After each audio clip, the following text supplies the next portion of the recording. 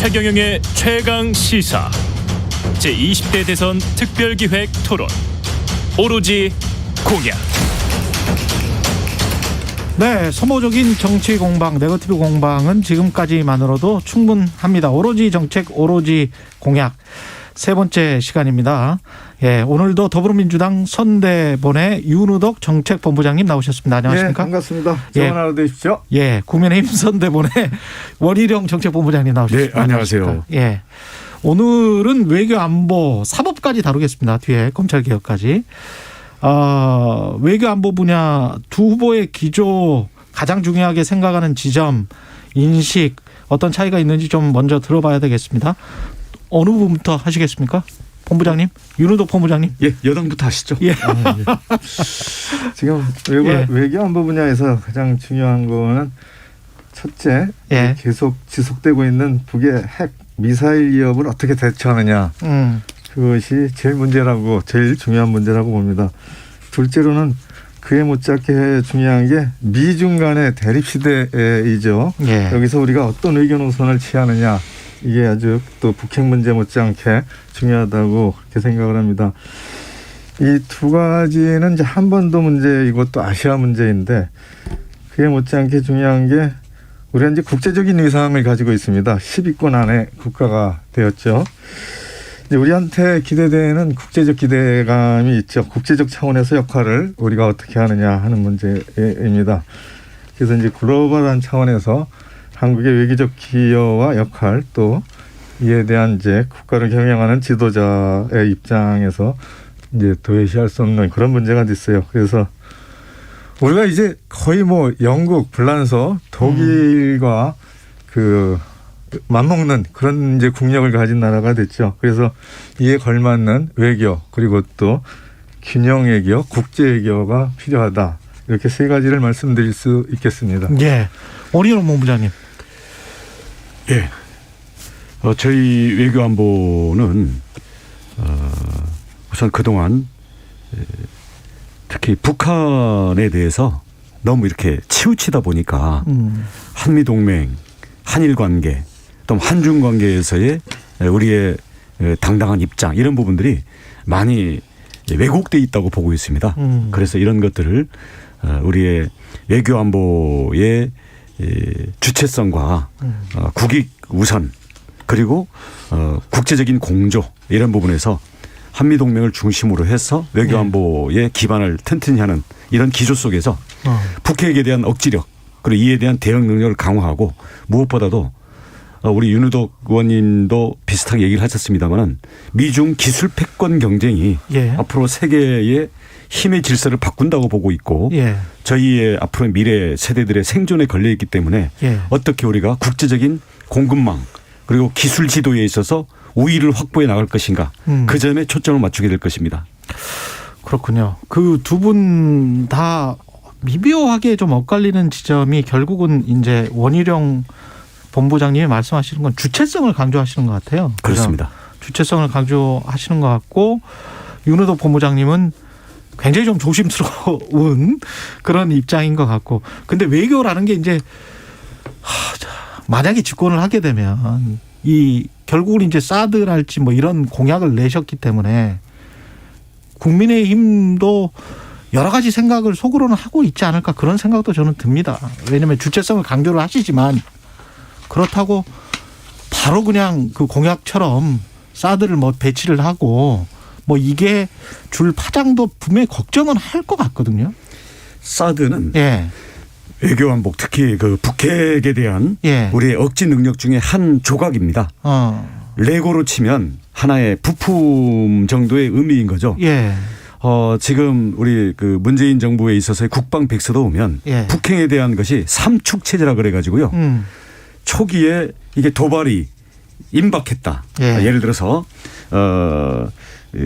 미사일을 실은 철도 차량이 선로 위에 발사 준비를 하고 있다든지 지하 벙커에 미사일 발사대가 이제 이 발사가 임박했다는 이렇게 보였을 때는 이것을 선제 타격하도록 되어 있습니다. 우리가 공격한다는 게 아니고. 그다음 두 번째 공중으로 일단 머물러서 날아오는 동안에는 이것을 요격하도록 돼 있고요. 예. 떨어져서 우리가 피해가 발생한 다음에는 대량 보복을 하도록 돼 있습니다. 예. 이것은 국민의힘이 갑자기 강경책을 꺼낸 게 아니라 역대 정부에서 작전 개념으로 만들어져서 역대 정부마다 대대로 이게 물려온 겁니다. 예. 그런 데서 지금 특히 북한이 미사일 발사 능력 그리고 이제 초음속 이제 음속이 10배까지 지금 날아오기 때문에 북한 미사일이 날아오는 속도와 고도를 봤을 때 지금 여러 가지 구멍이 있다. 그래서 고고도 부분에 대해서는 수도권 방어가 안 되기 때문에 사드 배치도 검토해야 되는 게 아니냐. 근데 사드는 미국으로부터 사와야 되는 거기 때문에 예. 우리가 만들 수 있으면 가장 좋은데요. 예. 그다음 사드뿐만 아니라 지금 고도 40km까지가 예. 또 이 문제가 되고 있습니다. 문재인 정부 하에서는 지금 패트리어트 3 MSE 탄 이걸 64발을 도입하도록 이미 결정이 돼 있거든요. 우리가 포대가 8개 포대가 되어 있는데 이것을 8발씩밖에 배치를 못하게 되면 북한이 요격할 때 특히 수도권 쪽에 이게 취약하다고 보고 있습니다. 그런데 이거는 우리가 자체로 도입도 하고 또 자체로 개발할 수 있는 거기 때문에 이런 부분들을 저고도 중고도 고고도 모두가 여기에서 비어 있는 부분들이 북한이 그쪽을 노릴 거기 때문에 이런 부분에 대한 대응 체계를 갖춰야 되겠다. 이렇게 하다 보니까 사드도 우리가 배제할 게 아니라 적극적으로 검토해야 되는 게 아니냐라는 종합적인 북한 미사일에 대한 대응 체계 속에서 나오는 공약이라는 걸 말씀드리겠습니다. 예. 윤호동 본부장님, 그러니까 이제 그 국민의힘 쪽에서는 그런 생각인 것 같아요. 문재인 정부 하에서 북 체제에 관해서 너무나 유화적이었다. 그리고 그렇게 해서 결국 잠깐 잘 될 것 같이 보였지만 지금 결과적으로 보니까 얻은 게 하나도 없다. 북한은 뭐 계속 미사일 저렇게 긴장 관계를 뭐 자기들 마음대로 예. 이렇게 하고 있다. 뭐 이게 뭐 외교적인 성과가 뭐 있는 거냐. 이런 지금 비판인 것 같습니다. 이제 목표는 북이 핵을 내려놓게 만드는 거죠. 예. 지금 원희룡 그 본부장님 말씀대로 군사적 억제력을 당연히 강화하는 거에 대해서는 뭐 일부 동의합니다. 일부 동의한다고 했습니다.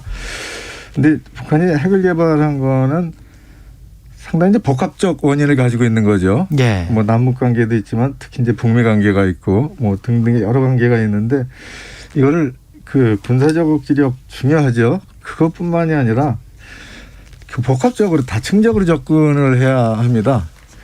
대화도 하고 뭐 인센티브도 제시하고 그렇지만 제재도 하고 압박도 하고 이렇게 다양하게 구사를 해야 되는 거죠. 그리고 비핵화 부분만 이제 압박을 하는 거가 아니라 또 평화 프로세스도 동시에 가동시켜서 북이 결국은 핵을 내려놓을 수 있는 평화적인 환경도 만들어가면서 해야 됩니다. 예. 또한 이제 남북 대화도 해야 하지만 이제 국제적 공조도 해야 되고 그리고 아주 다양한 방법으로 국제적 공조 등등을 다 통해서 또 유엔도 있지 않습니까? 예. 이렇게 해서 북한이 핵을 내려놓게 결국은 포기하게 만들어야 되는 거죠. 이제 군사적 억지력 부분에서 사드 부분을 이제 말씀을 많이 하시죠. 근데 뭐 사드 그럼 어디에 배치할 거냐?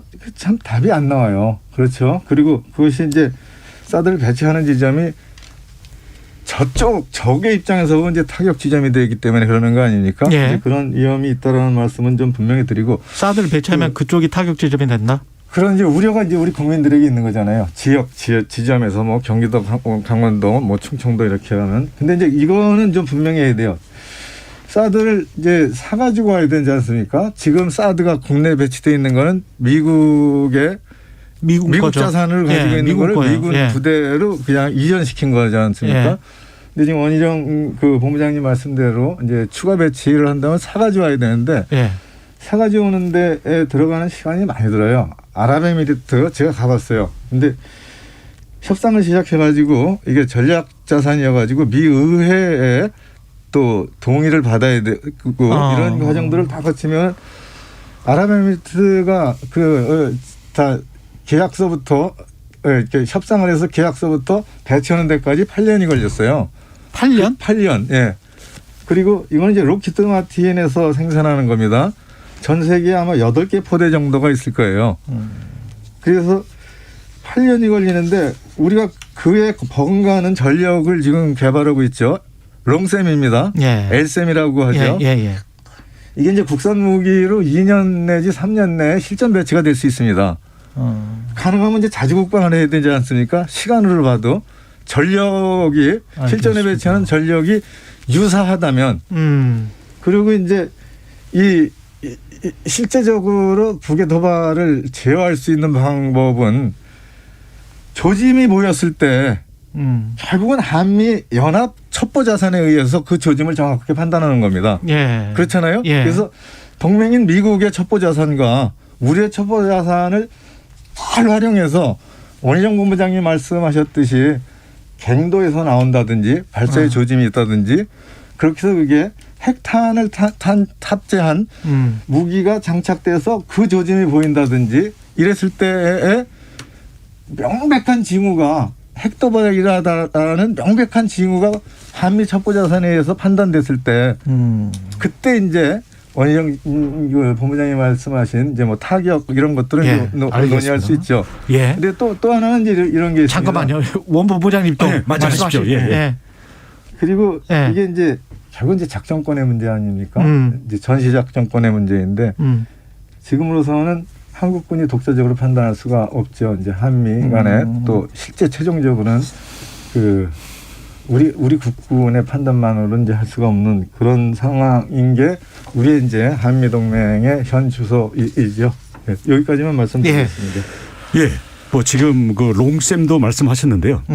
지금 천궁2나 롱쌤도 지금 우리 문재인 정부에서도 이것을 배치를 강화하고 있습니다. 잘하고 있는 거고요. 대신 이게 예. 충분히 배치되려면 2030년이 돼야 돼요. 2030년 예. 충분히 그래서 배치되려면 예, 저고도, 예. 중고도, 고고도 이게 모두가 가능해져야 되거든요. 이게 예. 왜 그러냐? 북한이 과거에는 이 뭐 방사포라든지 이 고도가 낮은 쪽으로 주로 이제 들어왔기 때문에 그에 예. 대한 대응 체제로 돼 있는데 지금은 고각 발사라 그래가지고 바로 수직으로 쏘아 올려가지고 바로 떨어뜨리는 예. 그런 그리고 이게 초음속으로 이제 가는 그걸 개발됐기 때문에 고고도에서도 요격할 수 있는 능력을 갖춰야 되는 거예요. 거기에다가 한반도 우리 대한민국 영토 전역을 노릴 수 있는 그 사거리가 북한이 확보가 됐기 때문에 예. 이게 또 전국적으로 배치가 돼야 되고요. 예. 자꾸 사드 어디에다 배치될 거냐 하는데 8개 포대가 이미 예. 우리 있고요. 성주에 있죠. 위치는 군사 기밀이죠. 아, 그렇습니까? 8개 포대에 주민들이 많이 포대에 배치를 하면 다 되는 거예요. 이미 예. 저고도 중고도 다 돼 있기 때문에 예. 여기에서 무슨 저 사드 기지가 저 이번에 성주로 간 거는 예. 이게 미국 자산이기 때문에 그렇습니다. 왜냐하면 미국이 대한민국 영토 내에 자기네 무기를 배치하려니 예. 주한 미군 기지 내에 하든지 별도의 기지를 만들어야 되는데 그렇죠. 만약에 배치하려면 사실 기존의 주한 미군 기지 내에 했으면 별로 문제가 안 돼요. 그렇죠. 근데 지금 평택이나 오산이나 이 다음 한강 이북에 있는 여기다가 배치하려니 북한에 바로 타격이 되기 때문에 여기에서는 뒤로 빼면서 가다 보니까 네. 성주의 별도의 그 골프장을 그렇죠. 제공하게 되면서 국민들이 네. 반발을 샀단 말입니다. 네. 배치하는 대한민국이 네. 이거를 도입해서 배치를 하게 되면 성주 사드 그 기지하는 것과는 전혀 다른 환경과 그런 선택지가 오게 되기 때문에 그걸 너무 앞서서 네. 그 걱정할 필요는 없겠고요. 없다? 지금 말씀드리고 싶은 것은 지금 뭐 경항모니 뭐 핵추진 잠수함이 이렇게 네. 얘기하는데 지금 북한의 핵에 대해서 그리고 북한의 핵 운반의 미사일 능력에 대응하기 위해서는 북한이 한 2,000개 정도의 이 좌표가 있습니다. 이 좌표에 대해서 말씀하신 것처럼 우리가 바로 평상시에 조기에 독자로 또는 미군과 연계해서 이걸 정찰해낼 수 있는 탐지 능력 이걸 갖추셔야 되고요. 네. 그다음 이게 사일로 그러니까 지하 사일로든 철로가 발사대가 열릴 때 즉각 타격 또는 공중 요격 또는 우리가 피해를 입은 다음에 2,000개의 좌표를 매몰시켜 버릴 수 있는 압도적인 보복 능력을 갖춰야 되거든요. 이미 문재인 정부에서 다행스럽게 이미 미사일 재고가 많이 있습니다. 근데 문제는 양만 많지 예. 이게 저고도 중고도 고고도 모두에 대해서 또 북한의 초음속 미사일에 대해서 우리가 대응할 수 있는 이게 약하다 보니까 북한이 엉뚱한 오판을 할 수가 있다. 그래서 이 부분을 보완하는 건데 문재인 정부가 이미 잘하고 있는 부분은 저희가 계승할 거고요. 네. 여기서 부족한 부분이 고고도가 부족하고 40km의 저고도가 또 부족하다. 예. 이런 점에 대해서는 계승을 하되 저희는 더 압도적인 대응 능력을 갖출 수 있도록 정찰 위성을 비롯한 탐지 능력과 미사일 능력 이게 우리의 안보에 있어서 전략 자산이라고 생각합니다. 자, 사드는 여기까지만 하고요. 아니, 왜냐하면 하나만 더 좀 말씀드릴게요. 이제 짧게 해주십시오. 고각 발사를 예. 하고 그 이제 내려오는 단계, 이제 종말 단계에서 고층, 중층, 저층에서 이제 요격을 해내야 되죠. 네. 근데 이게 이제 수도권 방어 때문에 그렇지 않습니까? 그렇습니다.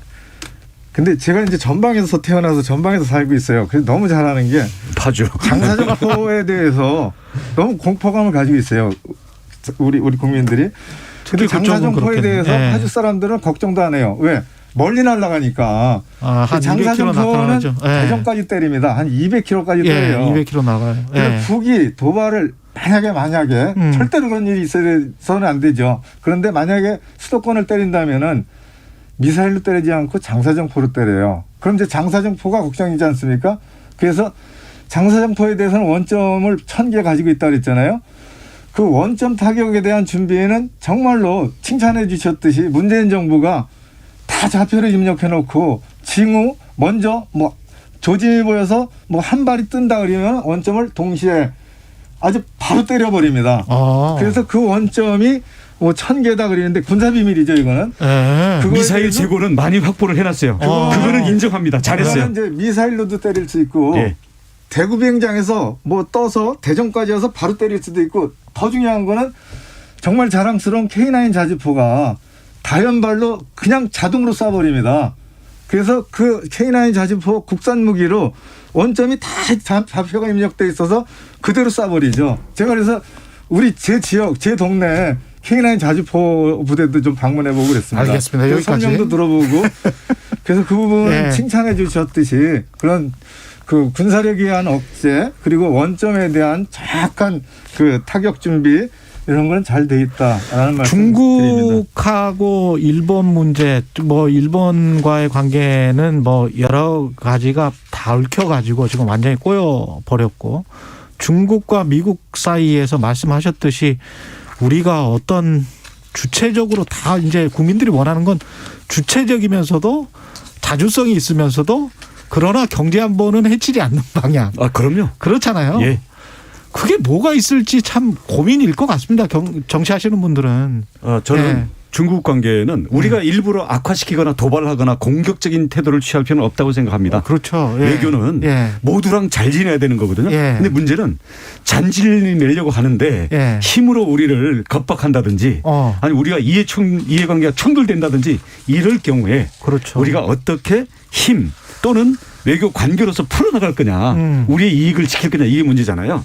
그러면 우리가 그러면 중국의 저자세로 취한다 그래가지고 한국 기업 봐주고 한국 기술 보호해주고 어림도 없습니다. 왜냐하면 이건 서로 인정사정 없는 기술 전쟁, 시장 전쟁, 경제 전쟁이기 때문에 예. 우리가 경제 실력을 갖고 중국이 우리를 무시하고 패싱할 수 없도록 우리가 실력과 물자와 기술을 갖추고 있으면요.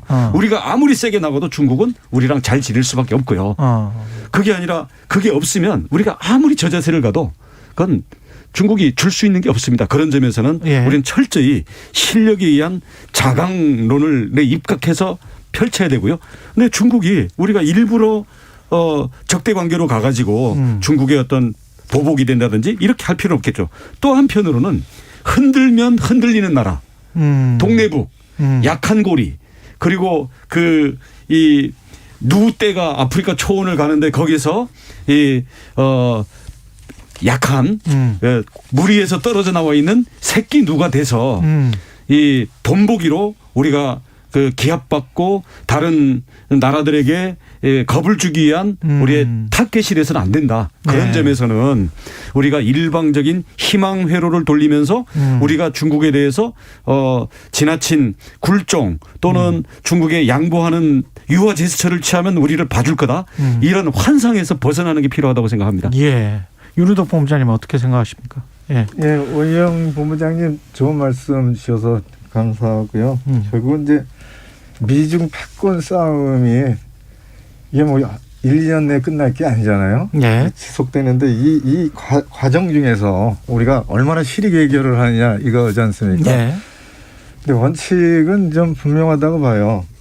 미국이 유일한 동맹 아닙니까? 그래서 동맹인 미국에 조금 더 가깝고 그러면서도 그 동맹을 기반으로 해서 우리가 실익은 또 중국의 전략적 동반자 관계를 분명히 견인해 나가면서 잘 버텨나가야죠. 이게 실용 외교라고 생각을 합니다. 예.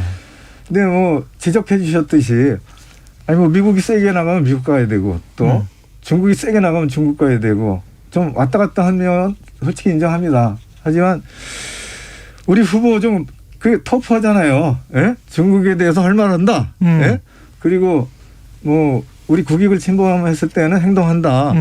그래서 조금은 좀 우려하는 부분에서 좀 달라질 수 있다. 그런 말씀을 드려요. 그리고 정말 어려운 문제죠. 뭐 5천 년 우리 한반도가 우리 민족을 유지하고 지금까지 이렇게 번영된 국가를 가졌던 거는 역시 대륙 세력하고 또 요즘 이제 해양 세력하고의 사이에서 우리가 정말로 실용 외교를 펼쳐나갈 때 국익이 풍성했고 또 그렇지 못할 때 상당한 어려움을 겪었던 거죠. 그래서 원희정 의원님 말씀 주신 그런 내용 참 귀중한 지적이라고 생각을 합니다.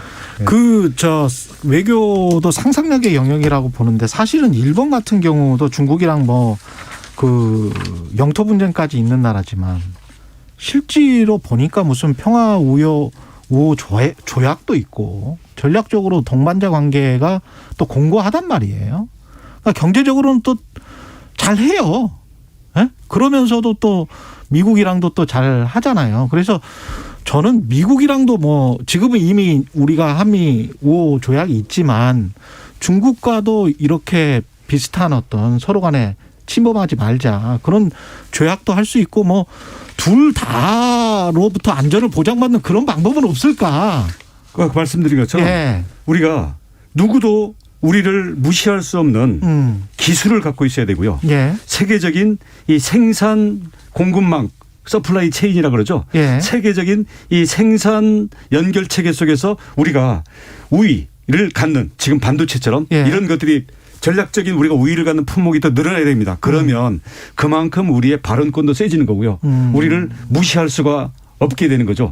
또 한편으로는 지금 말씀하신 것처럼 일본이 중국에 대해서 경제적으로는 자기들의 우위에 있는 걸 가지고 할 말을 한단 말이죠. 그렇죠. 예. 그렇다고 해서 중국이 일본을 무시하지 못하잖아요. 예. 그러니까 그런 면에서는 우리가 중국한테 저자세로 간다고 해서 또는 중국이 우리를 보복하겠다고 할 때 때리면 우리가 입장을 숙이고 들어가면요. 한 대 더 맞고 돈까지 뺏깁니다. 그래서 부당한 압력에 대해서는 예. 어느 정도 이것을 이겨낼 수 있는 걸 갖고 또 예측 가능한 한국은 흔들어도 저거는 안 돼. 우리 이거는 협상의 여지가 있어. 이런 부분들에 대해서 명확한 예측 가능성을 주고 그것을 지켜가야 된다고 생각합니다. 예. 윤호동 본부장님. 아주 중요한 말씀해 주셔서 감사드리는데 이제 글로벌 밸류 체인이잖아요. 이제 세계적인 공급망인데 국제적 분업에 의해서 모든 생산품이 자국에서만 생산되지 않고 여러 나라에서 모아지는 걸 가지고 완제품을 만들죠. 그래서 우리가 이제 제조업 강국이어서 그 완제품을 만들어서 수출을 하는데 반도체 부품이 일본에 의해서 그 화이트리스트에서 배제되는 이제 우리가 어려움과 수모를 겪었죠. 그리고 또 최근에는 요소수가 부족해가지고 많은 어려움을 겪었습니다. 그래서 가능하면은 아주 필요한 국가적으로 정말 전략적 차원의 것들은 국내 생산을 해야 되고 그것이 국내 생산하는데 미흡하면 재정 투입이라도 해서 국내 생산 체제를 갖춰야 된다는 말씀을 드리고요. 역시 이게 국제적 분업이라는 세계 질서가 그래도 평화롭게 유지돼야 서로 잘 살 수 있고 또 우리도 그 안에서 제품을 만들어서 수출을 하죠. 그리고 일본 문제지 않습니까? 예. 한일 간의 관계는 솔직히 시인합니다. 최악이죠. 수교일에 이제 최악인데 이걸 이제 풀어내는 게 아마 다음 정부의 대통령의 한 문제인 거가 맞죠. 예. 그런데 기존 방식으로 안 풀렸습니다. 시인합니다. 그래서 이게 김대중 오부치 선언 정신에 근거해서 방식을 가져가야 되는데 결국은 일본의 이제 과거사에 대한 진정한 사과, 그리고 또 보배상, 그리고 또 그에 따른 또 우리가 해야 할 일들, 이걸 이제 풀어가야 되는데 정말 힘들죠. 그래서 국회의장을 하셨던 문희상 의장님이 제안하신 게 있어요. 예. 이제 법으로도 내시고 그랬는데 법을 통과 못 시키고 이제 은퇴를 하셨죠. 이 문제를 해결하는 평화 기금을 만들자. 그래서 그 기금에는 이제 국내 기업도 그 기금에 펀딩을 하고 뭐 정부도 좀 넣고, 그리고 일본은 자발적으로 기업에서 여기에도 펀딩을 하고 또 일본 정부도 관심을 갖고, 그래서 여기 만들어진 돈 기금으로 우선 어려움에 처하시고 피해를 또 보상받아야 하실 분들을 보상을 해드리고. 한일 공동평화기금. 그렇죠. 그래서 민간이 이 문제를 풀어가는 틀을 좀 잡아보자라는 그런 제안을 문재인 전 의장님이 하시고 있었습니다. 예, 문희상. 예. 문희상 의장. 문희상. 죄송합니다. 예, 문희상 의장이 하셨죠. 예. 정부 대 정부가 예를 들면 국내 정치나 또 국민 정서 때문에 이걸 풀어내는 게 상당 기간 이게 교착돼 있는 거 아닙니까? 그래서 그런 민간의 제한 방법도 좀 고려해 볼 수 있지 않나, 그런 의견을 좀 저는 개인적으로 가지고 있습니다. 개인적인 의견입니다. 저는 문희상 의장님 안도 그렇고요. 비슷한 안은 굉장히 지금도 많습니다.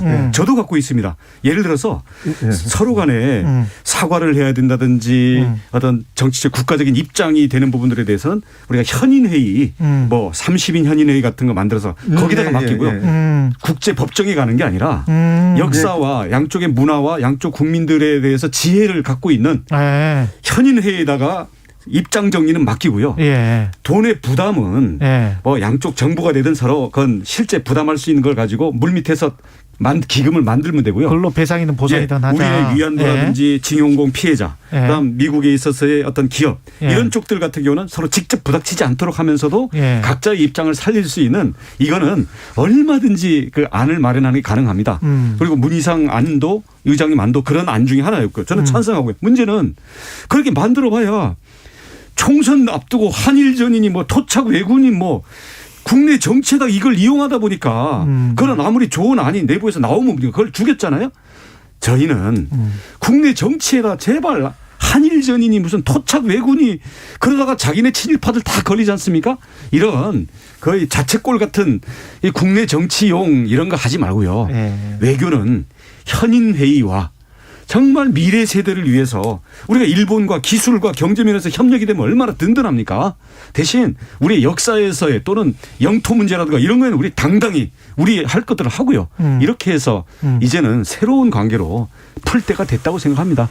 정권 교체해야 이게 가능합니다. 오늘 여기까지 하겠습니다. 안 하고도 할 수 있습니다. 선거 때마다 한일전 하면서 무슨 여기까지. 잠깐만, 현인의 말씀 주셨는데 정말 귀중한 말씀이라고 생각을 해요. 두 분의 정책 토론 정말 멋집니다. 6925님. 정책 토론 정말 멋집니다. 이 말씀을 이 말씀 하나 좀 드리고 싶어요. 이게 정치권에서 특히 이제 선거에 임박해서나 국민 정서에 끝났습니다. 기대해서 더불어민주당 선대위의 윤우덕 정책본부장님이셨고, 국민의힘 선대위의 원희룡 정책본부장님이셨습니다. 감사합니다. 감사합니다.